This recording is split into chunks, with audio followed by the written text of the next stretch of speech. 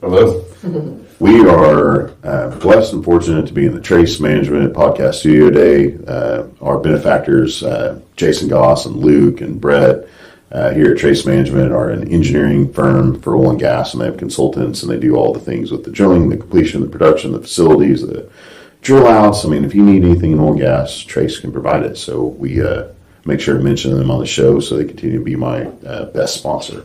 And then, of course, this all comes because of the oil and gas tailgate party we host every home game in Norman. So if you're out there watching, thank you to all the sponsors, and everybody please sign up to sponsor and attend oilfieldtailgate.com. Go to the website, thank the sponsors on there. There's about 80 of them now, all pitching in to host a party in Norman every home game with food, drinks, live music for all of our guests. Sounds horrible. It's pretty amazing. I mean, It is fun. I think we have wristbands that show us that we have about 600 people file through there. Not everybody's at once, Right. but as you're coming to Norman, stop by, have a cocktail and a.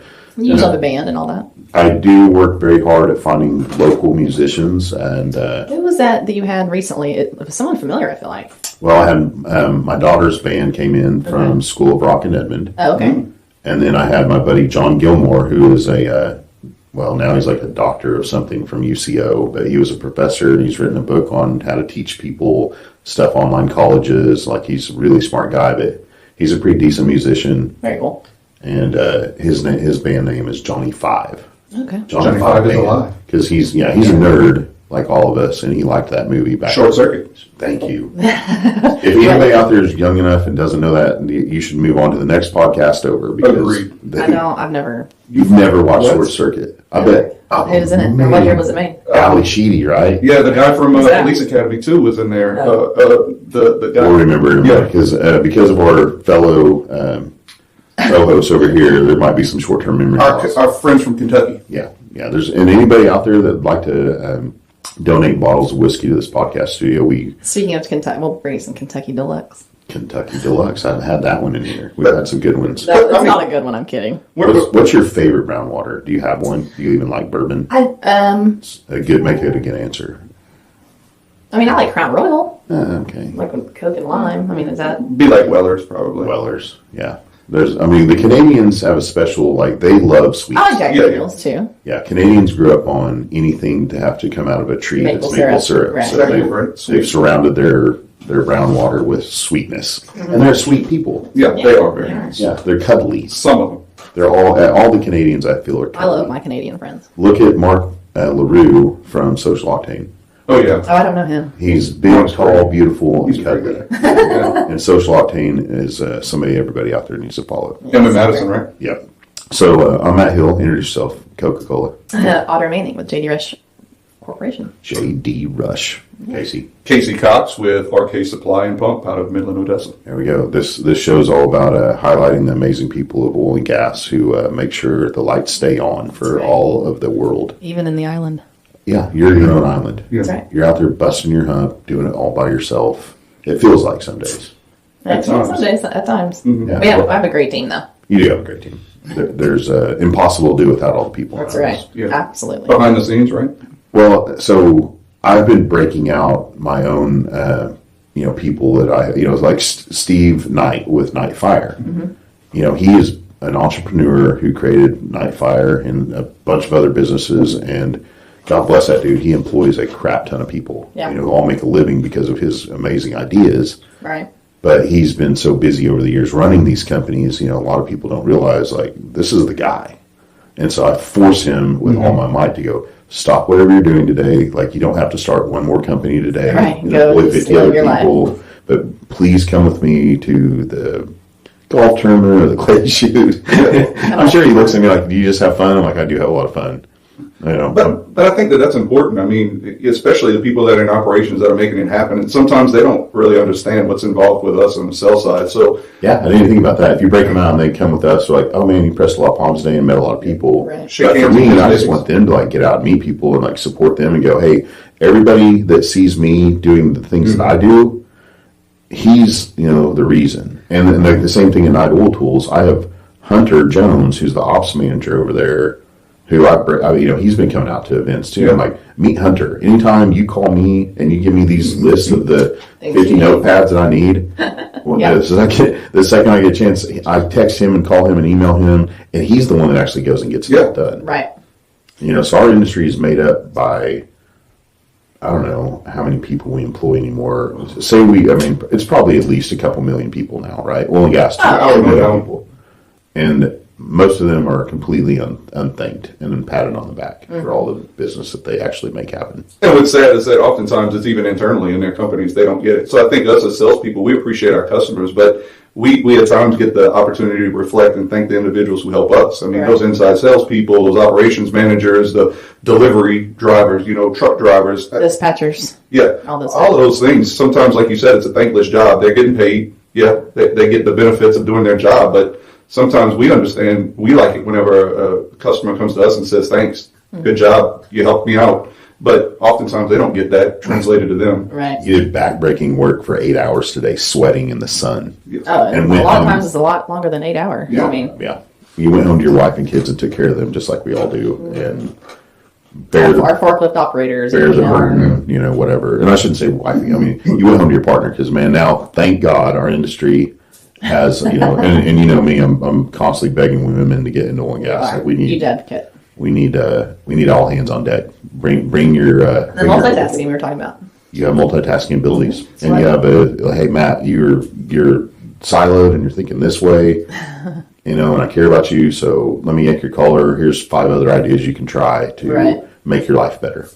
That's what we do for each other. That's right. Like I never even, I didn't realize that Champion was such a sweet brand until I got this awesome sweatshirt at TJ Maxx. Yeah, but it's like a thing. Like it's like a fashion thing. Like I know. It's come back strong. Like Walmart when we were kids. Yeah, it was kind of like the thing you didn't want to show up to school in, right? Yeah, now it's like the thing. You could sell that for 10x right now, on Etsy or something, right? It's one of my favorites. Yeah, and you got the cool kicks. Yeah, she's got. There's kick stores now that in my head it's a Nike shoe. I'm like, oh no, it's $1,000 or $10,000. I would never buy $1,000 pair of Nikes. But you may have had some sitting in a closet in a box. It's my side gig, man. I actually am hustling. No kidding. Yeah. There's a lot of people in our industry that. There's a guy that was in supply chain out in Midland. He was the one I actually got started with him. He and I would talk about it, and he had thousands of dollars of inventory in his closets. Yeah, stacked. But I've got some shoes that are valued at over $1,000 sitting in my closet at home that I'm just waiting to sell. It's like, what can you have that's a commodity that has limited availability, and then you can wait until the price continues to go up? Bitcoin. Bitcoin got smoked. Yeah, everybody's digital currency probably got hurt. Right? I don't think I've even opened up the app for Bitcoin or even E-Trade. I don't want to see it for a minute. No. Yeah, it's at the bottom of my Robinhood. It's like I don't need to see that. Let me look at the actual stocks. I want to see all the other things that I have investments in that have done well, like my EFTs, and all that stuff, because I've done well on the natural gas and energy side of my accounts, because I've invested in those. Holy moly. If anybody's watching and not investing in oil and gas, what are you doing with your life? Because some of them, I can look right now through one of the apps that I use. Mm-hmm.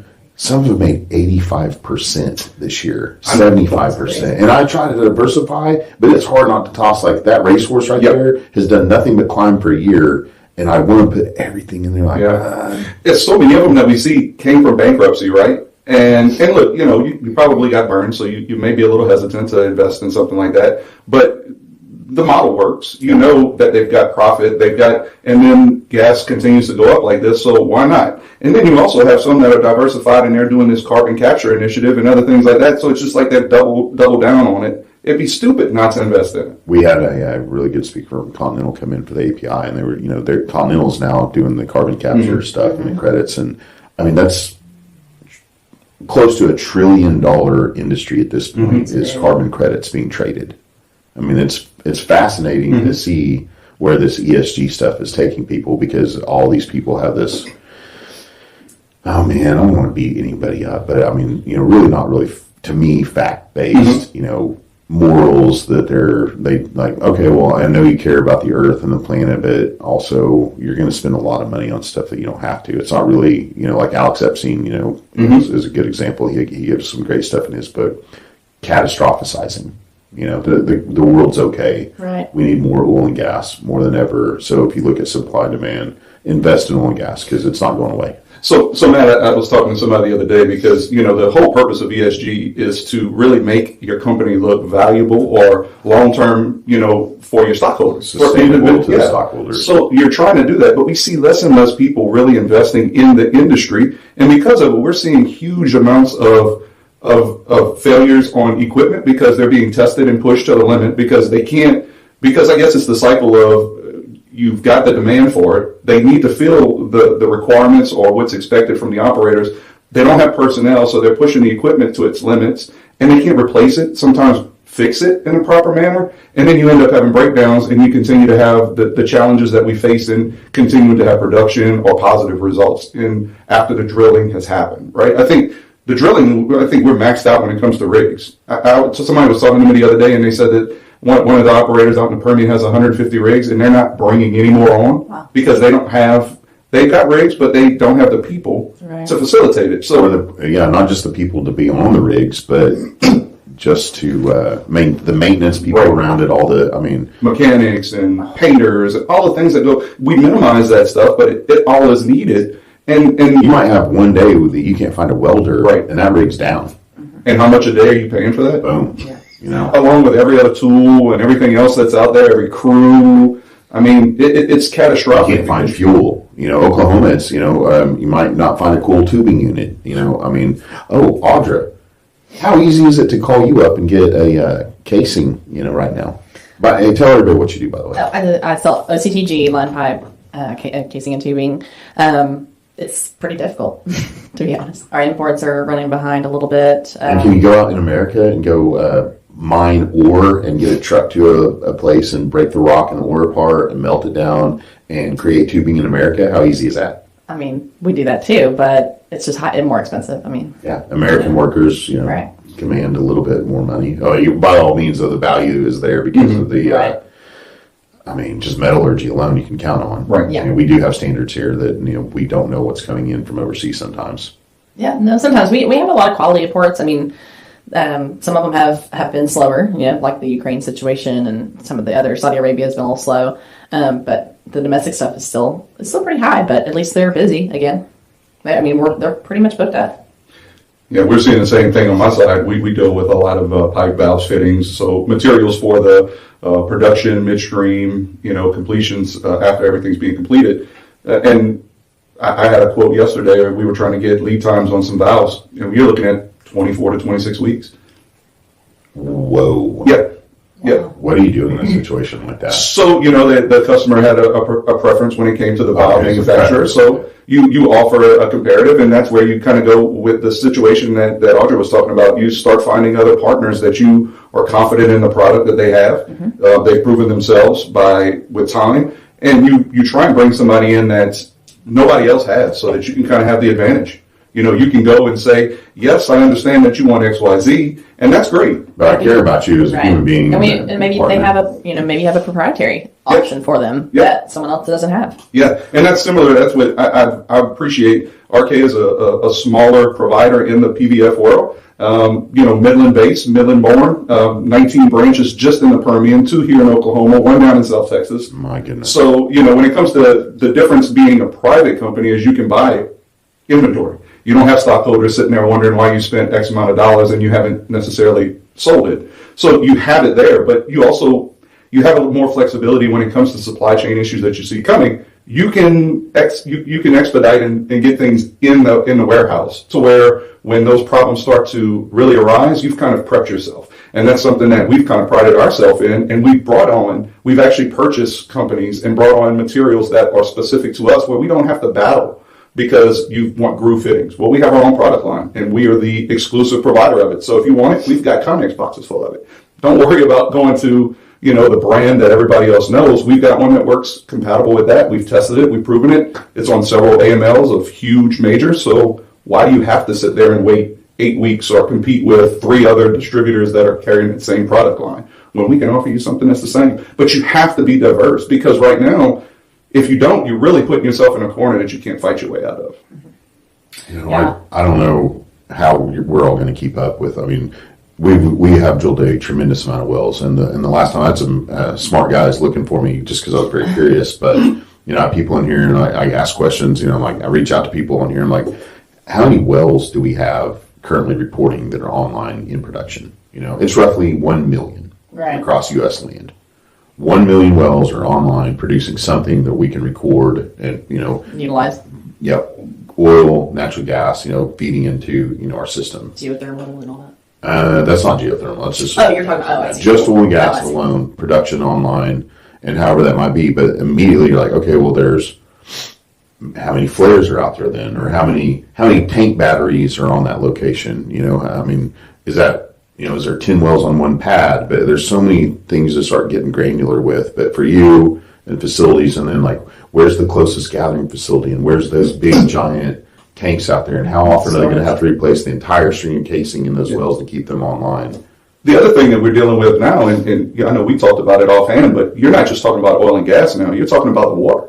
That's a huge factor now that I think is affecting us, even when it comes down to the tubular side of it. Not fresh water either. Produced water. Yeah, the coated tubing is a hot item right now. Because that, wow, produced water can eat through some pipe so fast. One little nick in that, okay, oh my gosh, it's crazy. And even with the options that you have available with poly and flex steel and all of these others, it still doesn't seem like you have enough to facilitate all of the needs that you have when it comes to water. I mean, the Permian, it's kind of a joke. When I was talking to one operator, he said, we really are a water producer that has a byproduct of oil and gas.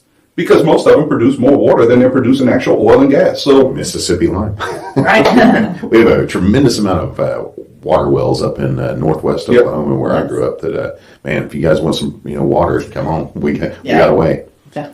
Now I do see technologies. I wish Gianni would come in here, but he always lets me worry that he might not be the best person to say what he feels, but I think he is. And he's got amazing technology, committed water, where they can they pull up a couple semi trucks full of equipment, and thousands of produced water in by the barrel, gallon, however you want to measure it, can be cleaned, very, very quickly. Hey, you're trying to get out of my sight. You better scoot this way. I'm sorry. I see what she's up to. Oh no, I'm just. She's flexing her champion over there. I try to. You did. You got your dinosaurs on today. Fossil fuels.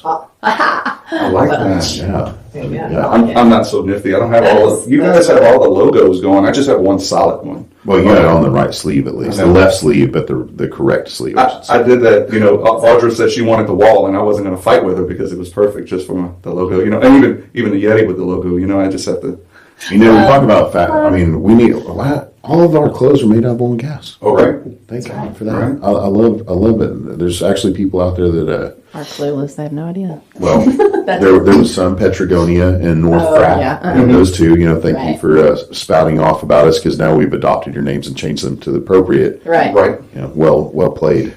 I never really understood that you're a CEO of a company. We're in a war with and you have no idea what your product, every single one of your products, is made of. Right. And you want to attack the people who help that become a thing. But we can't. We don't want to turn the spigot off on them either, because thank you for buying our product, and you do stuff like Chris Wright from Liberty did, and make an award for hey, you're people in our town that use more oil and gas than most, so we're going to make an award just for you. Yeah, didn't they give one to Leonardo DiCaprio a while back for all his private jet usage? Yes, I saw that. Just troll the other side, and that's where oh man, I know we're really good at energy literacy and education now. We're all doing stuff like this and putting out books, and Purdue, Mike Rose coming into town now for the OERB. So we're trying to quickly hey, the narrative for a very quick time ramped up and fueled this, downright hatred for oil and gas and misinformed and misinformation. Right.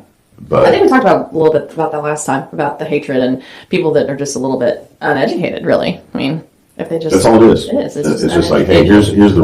Or it's something that... It's scary, too. Right, yes.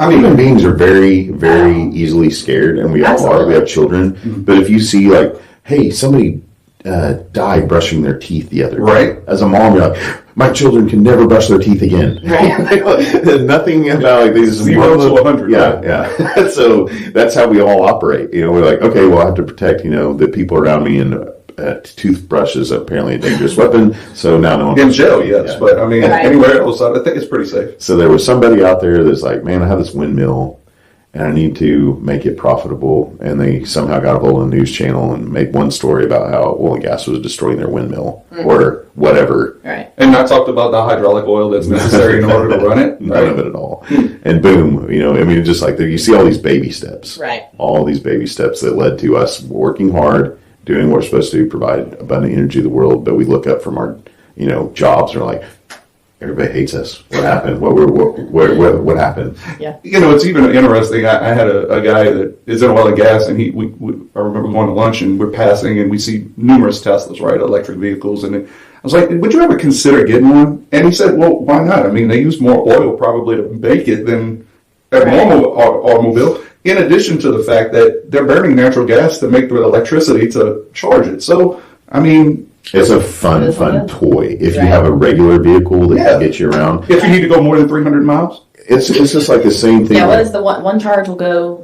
On average, somewhere around 300. There's a few of them. Gas. I mean, mile range. Yeah, but you can't just go and run and fill it up in 5 minutes and be going, right? You have to sit for 45 minutes, and then you probably... It takes 45 minutes? On a quick charge, depending on how much you want. But you're not supposed to quick charge it. So the supercharge station down at the outlet mall, is that considered a fast charging place? Yes. And so that's not... But you actually have to pay that, too. You're not supposed to use it regularly. But you do have to pay. So when you plug in, it's not necessarily free. When you're finished, they say you would just charge $20 for X amount of time to charge. I don't have that problem either. I mean, I've got to get I use unleaded. Yeah. Maybe 93 octane because you have to, but that's about... Oklahoma, it's so hard to find 93. Really? It's you go anywhere in Texas, you get you can get jet fuel if you want, but here they're like, I don't know what that's another. I need to go find all those people and find out why that's a thing here. I don't know. I have no clue. For all your premium vehicles, because I know, Audra, you probably have a super premium vehicle. How does it burn on just 87 octane, right? I got about 100% gas. I mean... Oh, with no ethanol? I mean, I try, but sometimes it's unavoidable. I mean, obviously I get better gas mileage on 100% gas versus 10% ethanol, but... You measured that? It's a measurable thing. Yeah. Oh, yeah. Good for you. My dad taught me how to do that years ago. Don't get yourself... That's a Halliburton guy making sure his daughter knows, right? Don't get it twisted, okay? She's got a spreadsheet every day. She goes in and goes... here's how much fuel I bought, and here, thank you for doing that. It's probably got a formula built in. She doesn't even have to do it. She just drops it in the amount. No, but I was taught how to do that a long time ago. I have a spreadsheet in my house. I mean, I keep track of finances and all this stuff. My parents may have taught me that to show me how fast I was burning through fuel as a teenager. They're showing you how much cash of theirs that you burn through. Yeah. Well, yeah, I guarantee your dad tracked you on not just the gas, but the mileage. Here's how much I pay for her insurance, her teeth, and her friends eating my pizzas out of my fridge, and there's a beer missing. Oh, no, there wasn't. I knew better than that. No. Yeah. I know that my son, now that he's 26, my oldest is 26. That's wow. So Cannon is he 4 yet? He's 3. He just turned 3. 3, okay. It's I like to make sure that every decade is covered by a child. Right. Have a legacy. You have a legacy, bro. You get to experience all the generations, right? Yeah, and they've all had different dads in each decade. Me as same man, but same DNA, but just like a completely different creature. The first one had a bunch of rules and all the things, and the second one, a little flexible. And the third one's feral free range. Yeah, just have fun. Yeah. Just don't die. Please, just don't die. Right? Yeah. But let's go have fun doing it together. Yeah. And that's fun. That's what I try to be everything in moderation a little bit, But were you like Matt said he was with the first one at first with Parker? Was that how you were? You were super conservative. Helicopter. Nobody touched her. I see it was your first one, helicopter mom. Really? Maybe at first. Maybe you found out you couldn't kill it, so it's like maybe because I didn't want. She has a March birthday, so maybe I just didn't want her to get sick right after she was born. And then after that, I think I was pretty good. I don't remember being too anal about stuff, but they'll kill us before we kill them. By the way, they bring home diseases. That's why I don't have kids, man. Every single time your child will have a green little snot thing. God, I can't. That's fine for them. They'll walk around sniffing, but they will give something to you've never had before. Correct. And you'll be T-Rexed up on the couch. Like, what's happened to you? I can't walk anymore. Yeah. I don't have taste buds. My skin's peeling off. There's a rash. Yeah. And you're like, what? I all of a sudden have eczema. I've never had this problem before. My hair's falling out. My hair fell out. Yeah. Hey, guys, if you see me, there's a progression of like hair loss over the years with children, killing me. It's all them. Yes. It wasn't DNA at all. Yeah, the gray hairs are going to start coming pretty soon. I mean, she's 7 now, so now we're getting into Hold on. being a little sassy. You don't have any gray hair? No, she I think does not. I literally may have one, Oh, but She does And I not. have no kids, and I'm 40, and I have gray hair. But The science is there. If you look at every book, there's not any benefit as a human being to have a child for yourself if you're a selfish person. Oh, you calling me selfish? Thanks. Okay. Well, for the rest of the world, we need brainiacs and cool people That wouldn't have been to my be kid. replaced. You have to replace yourself with you. oh gosh. See? Is that a good idea to replace me with? Absolutely. I would say I would need 2 of you in this world to replace you. Wow. Well, It's never too late, by the way, because I'm proof.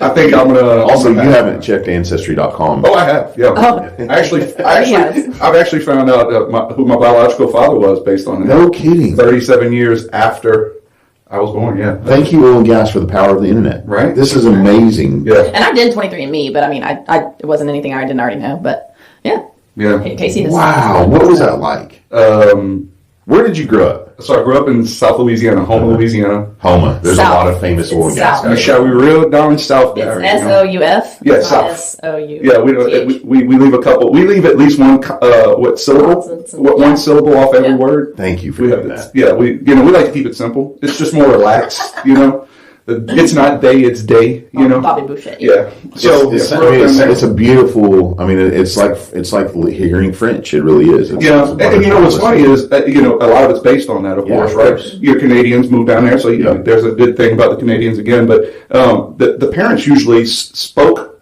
French, so their kids didn't know what they were saying. So unfortunately, it got lost. So I never picked it up. My mom only knew the bad things. She only knew the bad words because she would see the repercussions of her parents saying it. It got a chuckle, it got a laugh, and then they repeated it, and the parents were like, "Don't say that." So they knew that they wanted to say it, right? So I never picked it up. It skipped a generation. But yeah, I grew up down in South Louisiana. My dad's a sugarcane farmer. He was a pipeliner before he took up the family farm. But moved up here. Moved to Fort Worth about 13 years ago. Did any of the other family, had they ever moved to any place else? No. They stayed there the whole time. Yes, their world revolves around the South.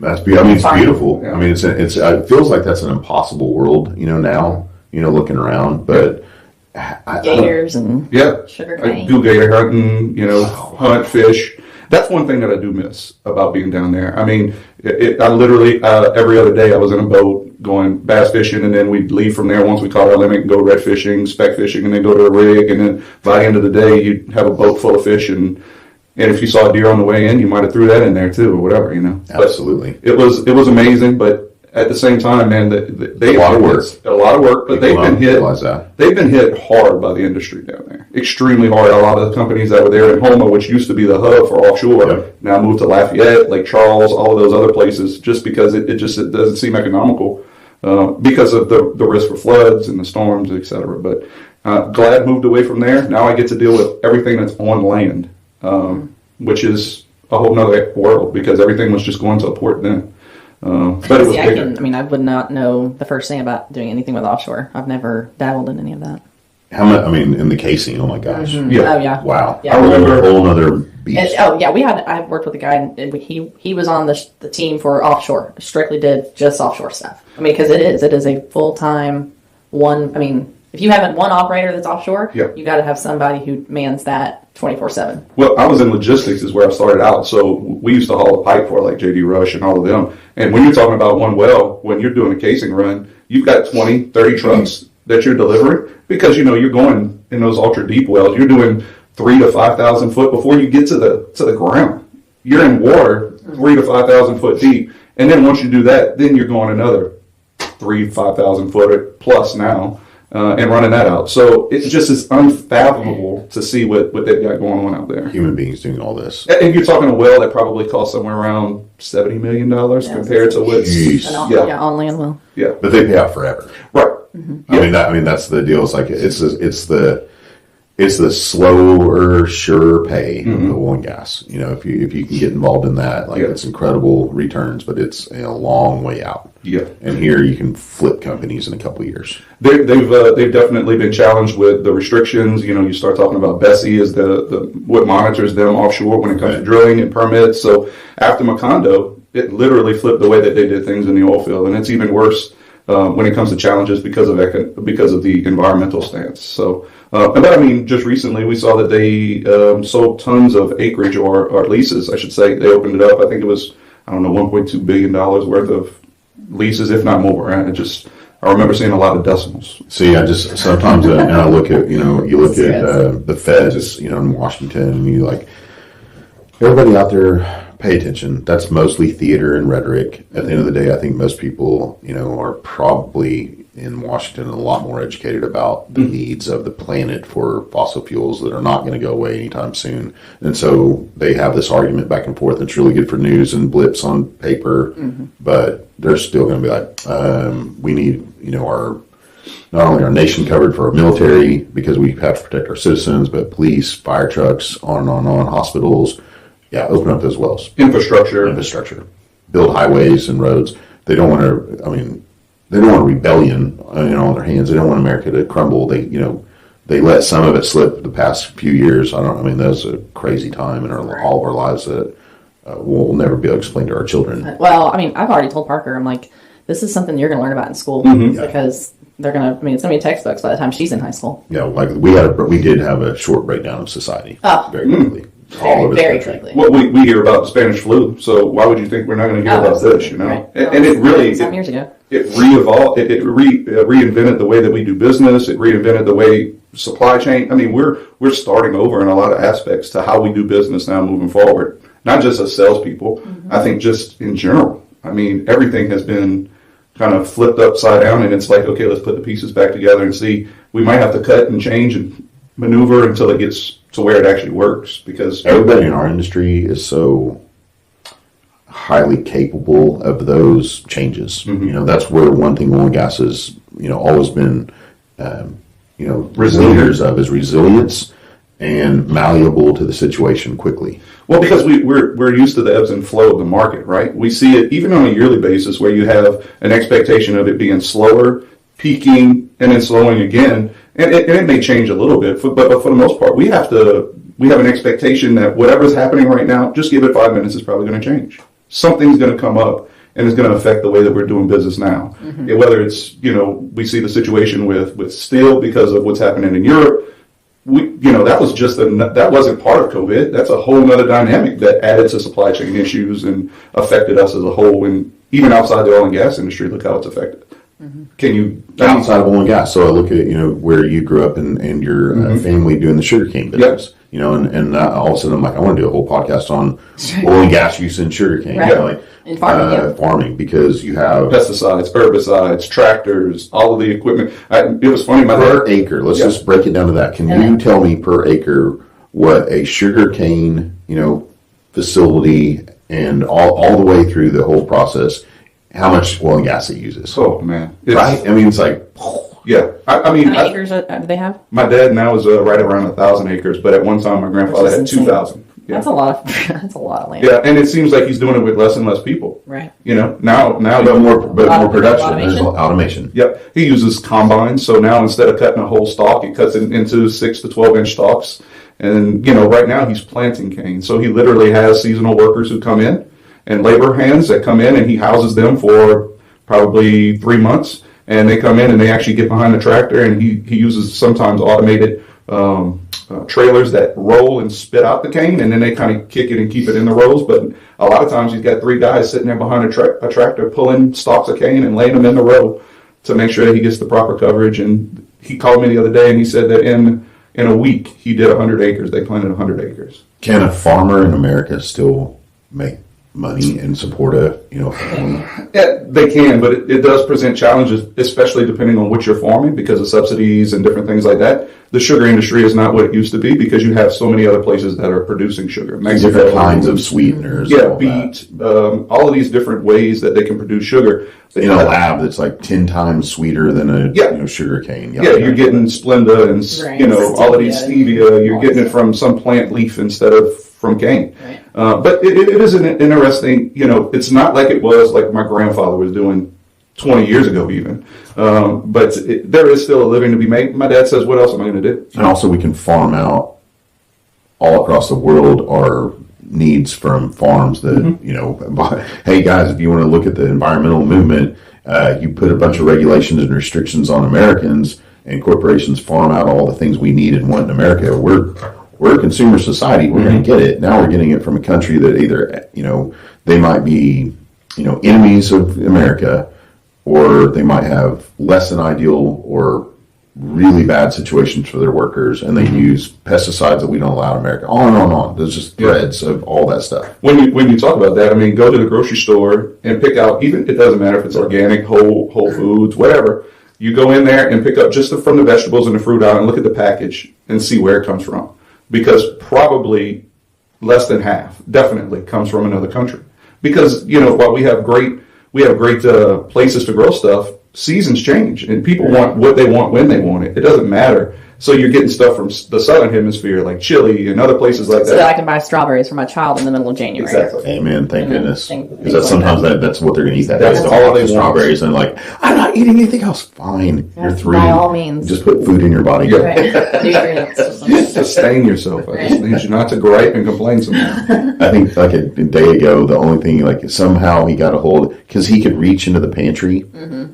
And he got himself a can of pork and beans. Nice. Oh, that's hilarious. And that was it. That's all. It's like, that's not what you're eating tonight. Oh, yes, it is. Right. I will give up. Stick that stuff you on win. the stove. Beanie weenies, right? I mean, back in the day. It's delicious. And also... Is it like baked beans with pork in it? Is that what you wanted? Have you ever had a can of pork and beans? I mean... what? No. Tell me. I mean, probably. You had beanie weenies, right? Oh, well, yeah. I've had pork and beans from a can sitting over a fire. Oh, yeah. I mean, yeah, it's like a thing. Yeah, well, no. Well, no. It's probably more like Leonard Skinner's or something like that. Yeah, there's some Freebird in there. But anytime there's anything canned, you can also grab like peas and carrots and green beans and all that stuff, and you can dump it in there. And that sauce, that gravy, covers all vegetables up where children don't see it. And so they're still moving. If it's green, you cannot have a green color in a child's bowl. No. You cover that with some kind of sauce. They don't know.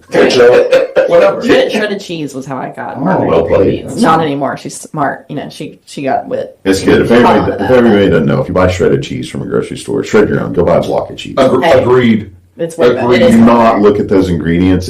I had no idea how much shredded wood pulp is in a bag of that. And you know why, right? Ew. Okay. Yeah, it keeps it from caking together. Like all those little pieces of cheese. Yeah. That don't touch. But no, but they have actual, like you said. If you see, it's what's it called? I forget. It's whatever the first ingredient. Fresh the first ingredient is shredded wood pulp in bags of cheese. It doesn't say it. They call it, something else. Yeah, it's got a real scientific name. Yeah, it sounds like, that's innocuous. It sounds like, that's probably healthy. Yeah. It might be. I don't know. I agree. I don't want to eat a tree, though. Go buy me a block of Tillamook and let me shred it. Boom. Nothing tastes better than that. No. That is, okay, well, now never mind. Watauga cheese, of course. Watauga's from Oklahoma. So here we like to buy local. Well, I don't know if I can really get that at the Kroger in Fort Worth, right? Man, you guys do have Kroger's. You guys have HEBs and Kroger. Yeah, one of my customers sent me in Frisco. They opened up the HEB and they literally had a line of 1,500 people wrapped around the building outside. I said, are they giving groceries away? Is that what it? Midland has an HEB and the people, they go there because that's all they have. It's a great HEB and I go there. Oh, I do too. I hit that place and I can... The one off Andrews Highway? Oh, yeah. 250 in, yeah. Because I can stay right there. I can meal prep for however long I'm down there, and I'm like, I'm set. I've got an HEB. And if you're doing it, do you haul your cooker all the way down there, or do you have a guy out there with the cooker? Have cooker will travel. Right. Anytime I can go cook for someplace. While you travel, I have that question. I guess for both of you guys, when you travel, are you staying in Airbnbs or hotels now? Kasey has now got me on want to do this Airbnb deal because I've done both. I mean, it just depends. Like if I know somebody else is going to be somewhere, and like, hey, I'm going to be down there this week. You're going to be down there this week. I'd much rather Airbnb it then. Right. Well, we've got individuals like economically, though. Yeah, say Janie. Yeah, Mayor of Midland. We love you, Janie. Yeah, you're the best. Yeah, I typically stay. Janie Snelson. Yeah, oh, yes, nice. Usually stay at one of her places. Shoot her a message, and she says, "Yeah, we could go direct, or we could go through Airbnb, whatever it is." But whatever it is. Great places, comfortable. She went so far as buying a pot for me so that I could make etouffee. Now he does a lot. There's a very specific etouffee pot. Pot. Yeah, like it has to have the shade, and it's all the. Oh yeah. So she specifically went and got it. It was funny. She said she sent her husband out to go get it, and he's like, "Why do we need a pot this big?" And he got the small one, and she said, "No, go back and get the bigger one." She got the bigger. He got the bigger one. It's the roux, man. Yeah, and then he finally decided after. He's like, "You know what? These are good pots. I think we want to get some too." So. She said if he just would have followed directions the first time, life would have been a whole lot easier for everybody. I was so fortunate early on in my oil and gas career, and I was a pretty good cook. My dad was a good cook. We grew up farming, ranching, oil and gas, and I learned to cook with really great chef men, right? We loved food. Everybody loves food. And oil field guys. We love good food, and we like gravies, and we like all the stuff that sticks to your hearty.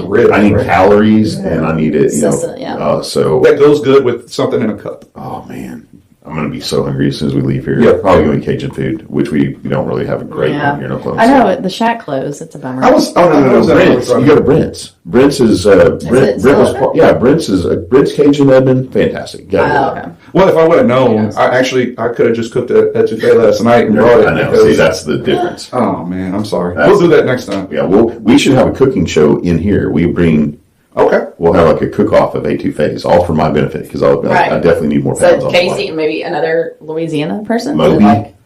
You bring Moby. Compete. Yeah, there's a few here that we love and cherish. And then it's instead of man versus food, it's Matt versus food. Yeah, that's exactly what I do. Yeah, I have to run this all off in the gym tomorrow. Get close to 50, and like everything is like a decision now. What I eat, it's not like that looks delicious. Like that's a decision. Yeah. That's what do I? That's another mile. It's like whenever you were a kid, your parents told you, this is how much it costs. This is how many hours I have to work. So now when you eat, you do that. You calculate. I'm gonna have to do how many minutes on the treadmill? How many? No, it's not worth it. It's not worth it. I got lucky, and the company I worked for at the time, HV Rental, sent me up to go build this giant man camp at the top of Peons Creek in Colorado. And I got there, and all of my hands were from Louisiana. Oh, poor you, because HV Rentals is out of Lafayette, that area. So every day there was 4 meals a day that those guys were making. At all times there was a pot of something amazing. It's a rough life you had there, man. I'm sorry. And I threw everything I thought I knew about cooking out the window. I was like, whatever you're doing is the right way to do it, and now I'll learn. Teach me. I am your Padawan. Thank you. No, nerd out. So you learned about the Holy Trinity from Louisiana, absolutely, right? And how to make a roux. And different kinds of roux, like you can use oil fat, you can use butter, you can use duck fat, you can use anything as long as it's oily, and you can stir it in a pot long enough with the right kind of flour. It's good stuff, and a good roux it's really a skill to make a good roux, because you have to have patience. I like it this close to almost burnt. Yeah. 1 more second, and it's too dark. Yeah, and it's horrible whenever it goes that 1 second over. And that's fine. That's how you learn. That's like the first time, and they all giggle. They're like, "Oh, you burned the crap out of that one, man." Like, okay, no problem. I'll start it over. I'm gonna get it this time, and then it becomes like that nutty, just like, oh man. But see, that's the reason I asked, because you think about this. What's the cost, right? Everybody's trying to manage cost, and I think about if I think I've got it from a few different people that are out in West Texas, but rent a house or Airbnb, invite a dozen people over, sit there, have some drinks, have some food, everybody kind of bring a little something. And what do you gain out of that compared to go and sit with maybe 4 people at a dinner at a restaurant? And you end up with a lot more contacts. Yeah. And a lot more networking. And I think you just gain more out of it. So that's why and it's friendship. Like Midland is, It's our people all the time wanting to be together. So you don't, and it's, I don't know, you don't see as many people like on social media maybe down there, right? Like it's like noticeable a little bit because they're actually together doing something together. They want to go out every night and go network. And I mean, no small part to the rock down there, of course, given what it does, but also just that community of like-minded people going, hey, let's go out tomorrow and produce as much energy as possible, and I need all of you to do it with me. So I'm 100% behind networking. Yeah, I think it's important, and I don't think there's another industry that has a closer knit community or network. Because I mean, I'm a Louisiana boy. I come up to Dallas Fort Worth. I immediately get introduced to one or two people, and then it just blossoms into I don't know how many. And then you go out to West Texas. 5 people are going to grab your neck and go, "I need what you've got tomorrow." And then you go out to West Texas and you run into another guy. I need all the casing JD Rush has to offer today. Yeah. Yeah, it's just it's great because I have a list for you too, by the way. Casing you need. If you got line pipe needs, you can send those over. Yeah. Did Mark call you after he got on the phone with me today, by the way?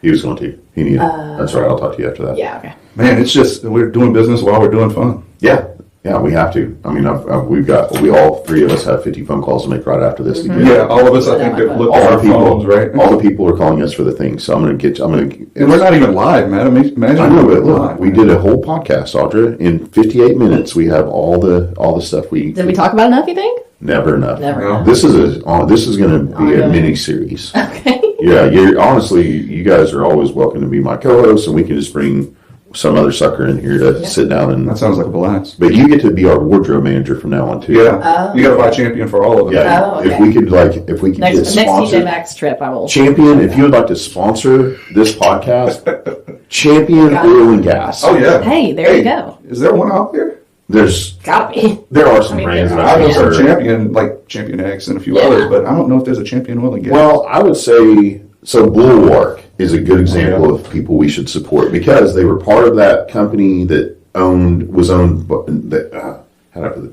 There's a bigger company that owns North Face, right? And Bulwark was part of them. And it seems like as soon as that one of their companies came out against oil and gas, that company's like, hey, whoa, we are full on. We do work clothes for men and women out there. What are you doing?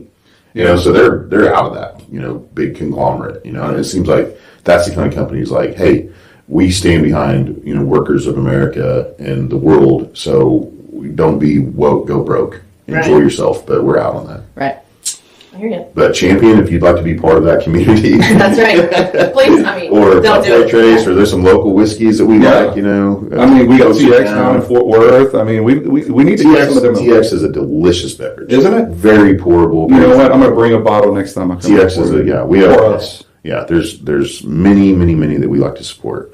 But mostly because they probably support us in so many ways, like mostly therapy. I don't need to pay a therapist. I have a coach in town. That's funny. I have my back porch and my wife to come out and say, "You've had enough." And a good sunset, man, or like a Texas, Oklahoma sunset. I'm a nerd too. I read about this thing called earthing. Oh yeah, you take your shoes off and you go walk in the morning. You talk about you get out of bed earlier. Guess what? Because I have to and you were like, "Oh, I panic," right? No, at 5:30 I'm up. There's just a time. Oh well, yeah. I mean, I set an alarm, but I wake up every. But do you attach yourself to the earth? You go earthing. You go and walk barefoot outside on the dewy grass. No. You need to try it. You need to try. I hear it's very therapeutic. I haven't done it myself. It's the only way. So you do this every morning. It's so nerdy. I don't care, but it works, right? So I go out. It works to do what? I go get my coffee. Okay, have a little cup of coffee, and then I go outside. But I want to see some sunrise. Okay. So the sun hits your eyes. You're barefoot on your lawn. You have to. So it's a natural thing in your body, but if you stretch your arms and take a deep breath, your whole body releases all the things you need for yourself. And so I do intermittent fasting. I'll do it in my backyard. I don't know that I can go out in the front yard. All my neighbors. If you do it in your front yard, there's going to be we're all coming over and crack. We're we're just kidding. No. Where's the sunrise though at your house? It is in the front yard. Yeah, so the same thing on mine. But I'm telling you, your body doesn't even need breakfast. First of all, that's all. That's something that somebody made up on TV, right? But if your Wheaties, you don't need to eat. You don't need any of that stuff. It's bad for you. Okay. Your body naturally produces everything you need until about noon, and then once you get hungry, then you can eat, a healthy meal. But you stretch your arms, take a deep breath. Your body releases all the things. You see the sunrise. You're set for the day. Man, even if you're hungover. I have a regimen. I have this, routine in the morning. That's my goal moving forward. I'm going to do that. It's weird. I'm going to go and even if I'm, I'm going to make sure that my shoes are off. I'm going to go outside. There's science behind it, I'm sure, and I've read somebody that actually knows why it works. And sometimes it's like, you know what, it works. I don't even care. You don't need the explanation. If it makes you feel better, that's really all that matters, right? Yeah, and there you go. You got fresh air in your lungs, and maybe it's the country kid in me from I was gonna the States. say, yeah. Come on, you're dunking. It didn't get any more country. I'll have to try it. I don't know. Even if it's like your champion socks have a hole in the big toe, if your big toe touches that long and borrow from your champion sock, that'll work. That's enough. Okay, well, you're little. You don't need a whole recharge. That's true. I don't have any big champions. I don't usually sleep with socks unless it's wintertime, but I'm gonna try it. There you go. Now, especially while it's still warm. Now, in the middle of the wintertime, I think that would really wake you up. Yeah. Oh, well, yeah. Well, there you have it, everybody. Okay. The Talking Energy Show brought to you by Oilfield Tailgate in the Trace Manager podcast studio. With our host, Matt Hill. Go down the room one more time, just in case. Audra Manning with JD Rush Corporation. And Kasey Cox with RK Supply and Pump. Man, thank you guys so much. Thank you. Thank you for having us. Now people watch this. We have recipes. We know about sugarcane. We know about Casing and tubing and oil, valves, offshore oil and on land and all that Yeah, fun I stuff. can't wait until we see what the response is going to be. All of the negative comments that we have in our on LinkedIn. Everybody's very supportive of people Yeah, coming how out good good it energy. is. Well, so we have about 15 people in different parts of the world that watch us. Really? And they bring their dogs and animals, and that's it. That's it. Well, we're not going to disappoint anybody with this episode then. No, All not a right. bit. Never again. Thank you again, Matt. We appreciate it. Thanks, Appreciate y'all. Take care. God bless you.